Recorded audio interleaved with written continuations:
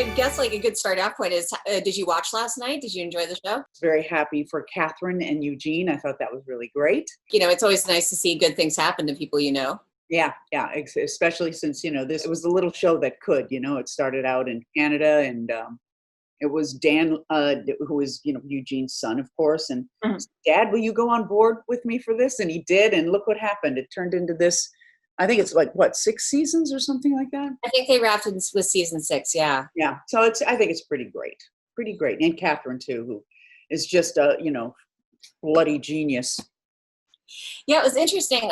During his acceptance speech last night, Eugene Levy noted that, this is a role, he's getting an award for perhaps one of the straightest comedy roles he's ever done. And I'm curious, for you, you having also been awarded for, various roles, do you feel like there's, I guess, is there something to that? Is there the idea of getting an award for playing like a big character versus getting an award for playing like somebody relatively straightforward? Yeah, well, it's interesting because he's done such broad characters, going all the way back to his Perry Como, where he he would lay on the, Perry Como was so laid back. He would lie on the floor and sing like sound asleep, in a deep REM state. So he's always done really big things. And yeah, it is kind of interesting to see that this is the thing that got him his award. And, playing the straight guy it takes a particular comedic skill as well. It's usually unsung, and it's nice to see him get his just rewards for that. You have to know how to set people up. He's kind of the voice, for their jokes and their buffooneries. He's kind of the eyes and the voice of the audience. He sees the absurdity, but yet he still loves them. He's kind of like the Marilyn in the what is it? Oh God, what was the name of that? The Munsters, which is probably all references you don't know because you're young. I know the Munsters a little bit, but yeah, I mean, you've known him for a long time. You've known all of them for a long time at this point. Yeah. For me, they've known each other. Catherine and Eugene have been working together since Second City, so that would have been like in the 70s, early 80s. They were in a Toronto Second City company together, and that's where they both started. My dog is moving behind me. No worries. There she is. Oh, a little yawn. Go back. Yeah. I met them in 2000 doing Best in Show. And it was a real joy for me. I was a fan of both of theirs, up until I worked with them, and then I wasn't a fan any longer. No, that's not true at all. I continue to be a fan and continue to marvel at the two of them and their talent and their generosity. And it certainly shows in these roles and how they deal with each other. There's such a history between the two of them. And yeah, it's just a beautiful thing to see. Well, you got your start in comedy in Chicago, correct? Mm-hmm. I did. Yeah, I toured with the Second City, but before that, I was doing regular theater in Chicago. Chicago's a big theater town, a great non-professional theater town. It's very actor-centered. Many actors, create their own companies, and Steppenwolf was one of them. They kind of created the mold. Gary Sinise and John Malkovich and Joan Allen and Laurie Metcalf, Tom Irwin, Jeff Perry, all those guys kind of set the bar for actor centered theaters, that you kind of do on a wing and a prayer. And then of course they have United Airlines or something as a corporate sponsor, but I did a lot of that kind of theater. We call it non-equity theater. And then I started doing the Second City stuff and sketch. What was that transition like? Just, you don't think about it. It's like, what job can I get this week? You send out resumes, you read the Chicago Reader and see where the auditions are, and you show up and you never say no. So I was in a Shakespeare company for about 3 or 4 years where we just did, Shakespeare plays out in the park, and we toured in high schools, and I was in that company. And then I just did some regular plays here and there where I gigged with different companies. And then one day I got a call from Steppenwolf that audition had been successful for me. And did I want to tour? And I said, well, absolutely. But I certainly didn't set out to do it. It was just a job that I had gotten. It seems like not to try to guess, but it feels like not saying no to things has been something that's done pretty well for you in for the last several years. It has, and it was just kind of it wasn't it's kind of just my nature. I looked at like doing plays and, being involved in sketch comedy and even little performance shows on those stages in bars, nightclubs and stuff like that. I never said no to them because I just loved, it's like saying no to an invitation to a party that you really want to go to. So I didn't care what they were doing, whether I was going to be, dancing in my underwear, which I've done, or if I'm, singing a song with a bunch of people, or if I'm doing Shakespeare, or if I'm doing, sketch comedy on the road with Second City. I just said yes to everything because I wanted to keep the party going. You went from theater to sketch comedy, which isn't a huge leap. I'm wondering when the first time you really did improv was.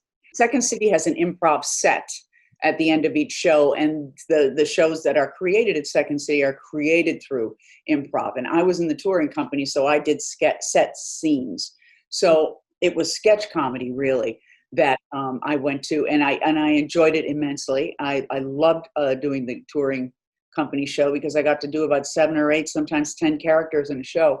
And then we would sing a little song, and it was just great. And then drive around in a van. It was really fun. I would hate doing it now, but it was really fun in the day.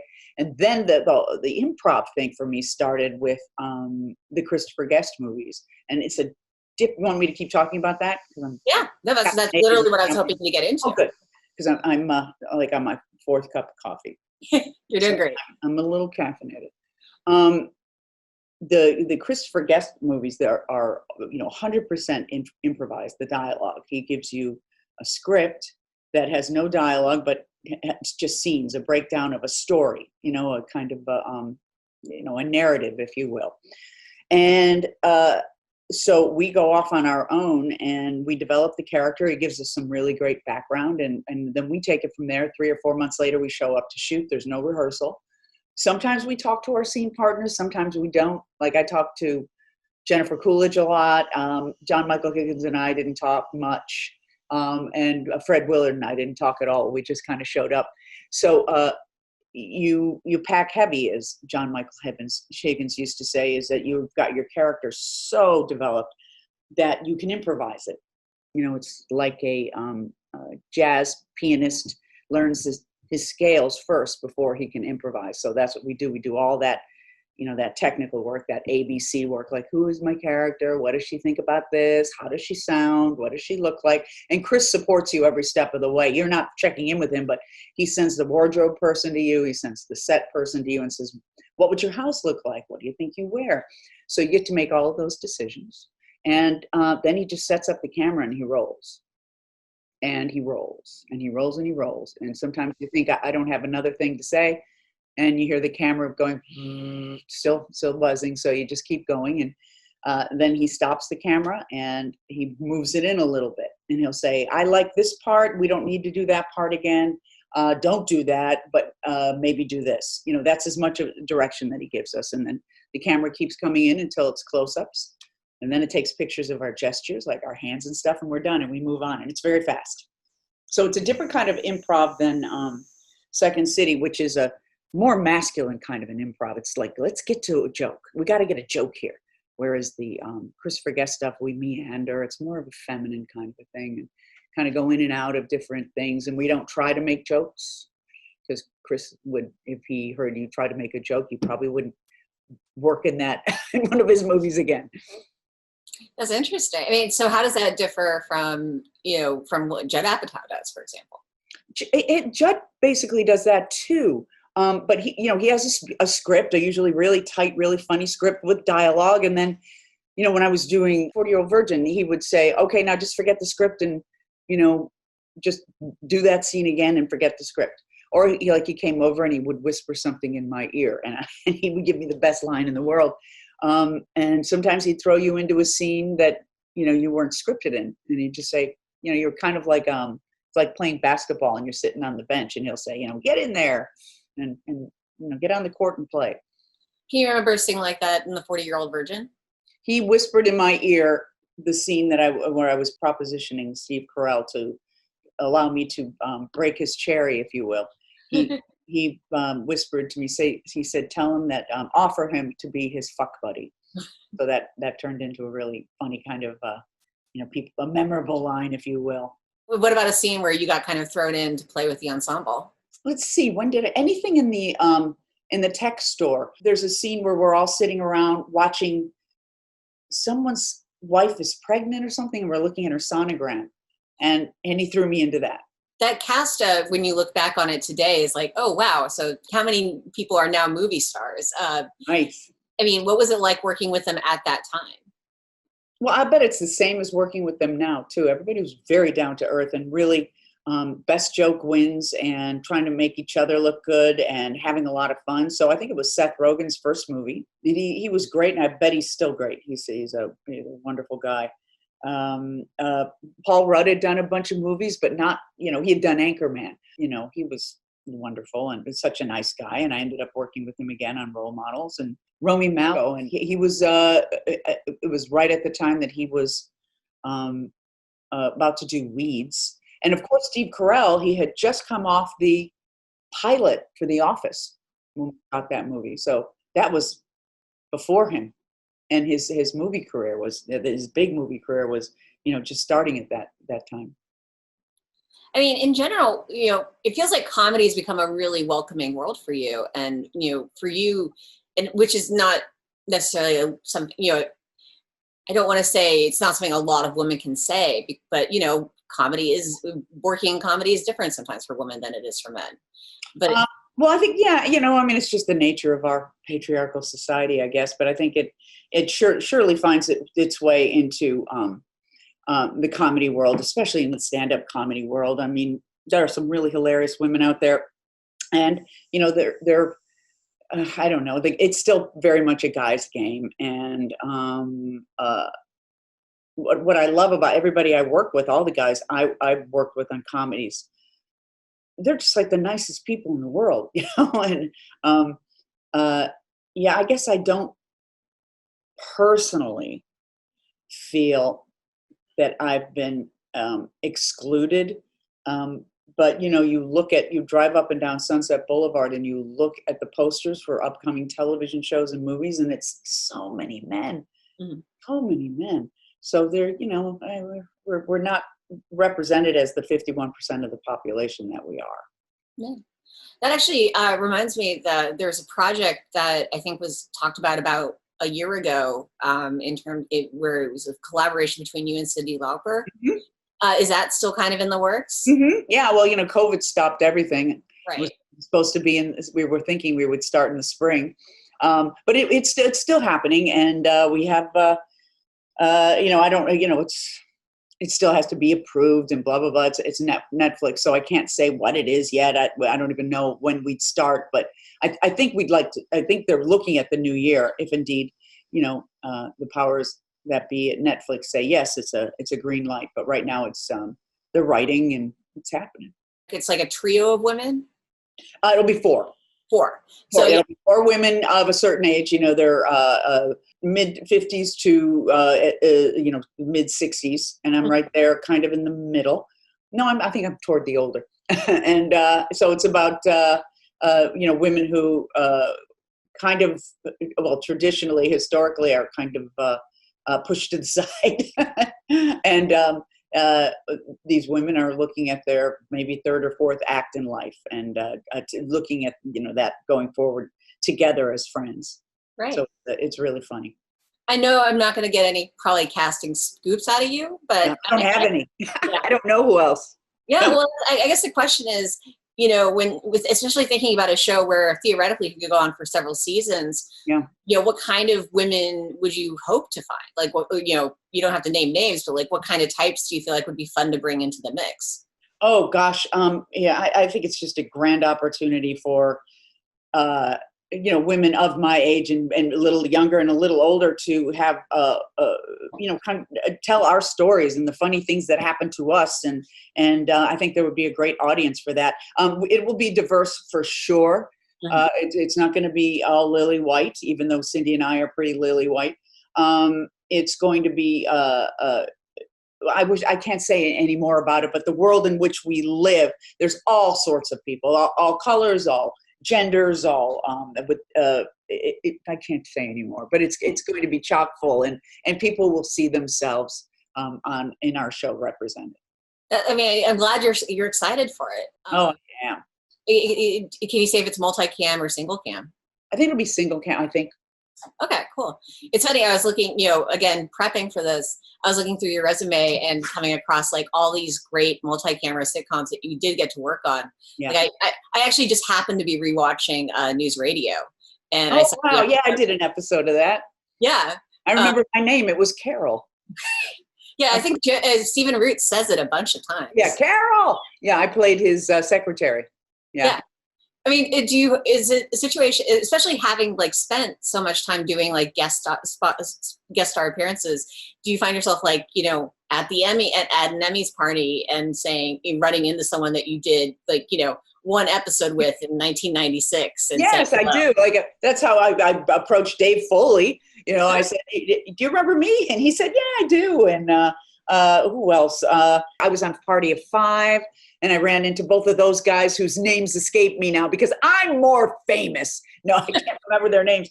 Oh, yeah. If you look at my IMDb, I have, when I first came to LA, I did probably 30 guest spots on 30 completely different shows. Some of them multicam, some of them single cam, some of them dramas, some of them procedurals. I did a lot of different stuff. Is that an experience you look back on fondly? Oh, yes. Oh, and I loved it. I loved every minute of it. I had this little red Volkswagen that I used to drive around town, and I'd be zipping up and down. What street did I live on?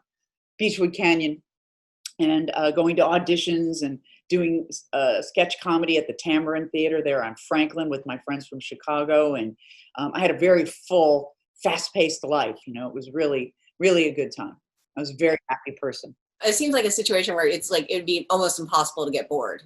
No, I wasn't at all. Every day had something. And, I was doing voiceover too. So every day I would go to, I'd audition for, a bunch of voiceover spots at my agent's office. And that was a social thing too. I knew everybody in the lobby and we'd go out to lunch afterwards. And I mean, I would start at like 8:00 in the morning and go through to, midnight, especially if I was doing a show, and I wasn't tired at all. I was just energized. It sounds wonderful. In your head, is there a tipping point you feel where you went from like living, doing guest spots, having fun, getting to play a lot of different things, and then eventually finding yourself like in, becoming Jane Lynch, legit famous TV actress? Yeah, right after Best in Show, which would have been 2000. And that was probably the biggest part I ever had in a movie. It was an ensemble, but I was one of them. And after that, people started to, if they didn't know my name, they knew my face. And then Glee was another door open there, for sure. Glee seems like it was a really interesting experience just because, I remember when the pilot came out and just how electrifying it was. Like people really responded to it in a whole new way. Yeah. And, being a part of that experience and how the show has this was a wild journey, it feels like. It was, when we shot the pilot, like say it was April, we got picked up pretty much right away. We knew we were going to do 3 years, actually. We got picked up for 3 years. And how often does that happen for an actor? Never.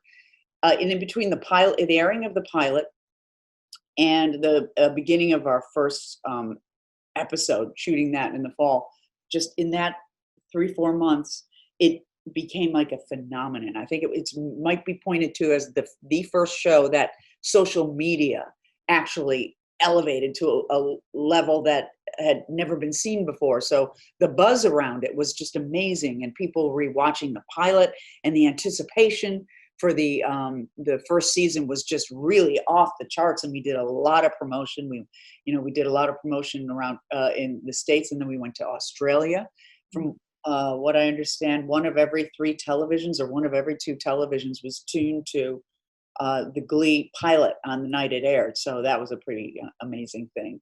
So yeah, it was a brand new thing for all of us.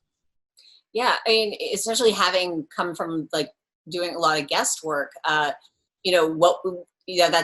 having a 3-year job feels, yeah, I was intense. really grateful. I was thrilled. It really did feel like, you know how you say, oh, if only this would happen for me. And then something kind of like that happens for you. And because your point of view and your attitude is so terrible, you don't notice it. Well, I knew it. I was very aware that I was breathing rarefied air. And probably because I kind of have I was happy even in the, what you might call the downtimes. I just loved doing it.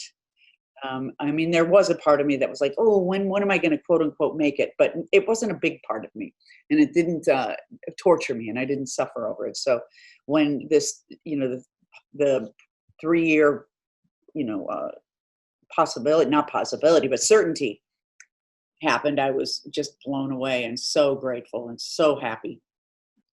Was there any concern in your head about the fact that you were playing a character who was essentially being set up as, I mean, as much as that show had a villain, it was probably Sue, at least at the beginning. Why would I worry about that? Let me ask you that question. This is because it's all make-believe. Yeah, it's true. I think maybe it's just like the idea of typecasting, especially. I don't worry about that. I never did, and I never will. I don't care. Go ahead, typecast me. Just sign the check. I mean, I think it's maybe it's just with the show like Glee, where it had such a passionate fan base around it. Mm-hmm. Like, yeah. I don't know. Maybe in my head, I'd be worried about walking down the street and having people yell at me. From a comedy? That's a good point, actually. The fact that it's a comedy. Yeah. No. I don't worry about that. I think if an actor's worrying about that, they're looking for things to worry about. That makes a lot of sense. Mm-hmm. I mean, looking back on that experience, are you glad you made it the full 5 years? You mean that I didn't get fired? Yeah, or or you didn't choose to leave or whatever. Oh, couldn't have left. And who leaves a show? Who leaves a show, even though the fact that it was a hit wasn't necessarily the case in the last couple of years? No, I wouldn't have. I never wanted to. I never even thought about it. And first, they probably wouldn't let me. There is that aspect to it. Mm-hmm. I actually just recently rewatched the series finale. You did? Well, the anniversary was back in May. Yeah, so I remember that. It was really in comparison to where we were then, just in terms of coronavirus and everything. It was a really wild experience. Yeah. Sue running for president. I was the vice president of the United States at that point, running for president, and Geraldo Rivera got a punch in the nose from me, but I'd love to give it to him again.